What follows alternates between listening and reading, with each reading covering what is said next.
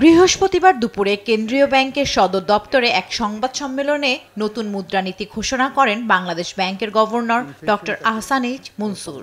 Observe করতে হবে শুধু না, কিভাবে সেটাকে ট্যাকল করা যায় সেটাও চিন্তা করতে হবে। এ সময় নীতি সুদ হার 10% রেখেই নতুন মুদ্রানীতি ঘোষণা করেন তিনি। জানান, মূল্যস্ফীতি কমে এলে এবং বাজারে স্থিতিশীল রাখতে পারলে প্রবৃদ্ধি বাড়বে। আমরা যেটা চাচ্ছি যে ইনফ্লেশনটা আরও কমতে হবে, তা না কমা পর্যন্ত আমাদের এই পলিসি স্ট্যান্সটা একটু টাইটার পজিশনে থাকবে। আমরা চাচ্ছি ইনফ্লেশনটাকে ক্রমান্বয়ে একটা রেঞ্জে নিয়ে আসতে। সেটা আমাদের মনে হয় যে এটা 3 থেকে 5-এর মধ্যে যদি আমরা আনতে পারি, হয়তো একটু সময় লাগবে, সেটা আমাদের লক্ষ্য।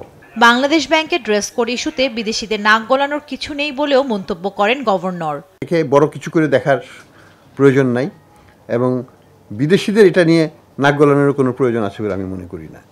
এটা আমাদের পিওরলি ইন্টারনাল ব্যাপার এবং ভুল হতেই পারে অ্যাডমিনিস্ট্রেটিভ স্টেজে, লোয়ার স্টেজে, সেটাকে আমরা রেকটিফাই করে ফেলেছি। এছাড়া গভর্নর জানান, বৈশ্বিক পরিস্থিতি বিবেচনায় রপ্তানিমুখী অর্থনীতিতে চাপ বাড়তে পারে। এই প্রেক্ষাপটে মূল্যস্ফীতি এবং ব্যাংকিং খাত স্থিতিশীল রাখা বাংলাদেশ ব্যাংকের দুটি প্রধান কাজ। আমাদের এমপ্লয়মেন্ট মার্কেটটাই ভেরি ইম্যাচিউরড একটা মার্কেট।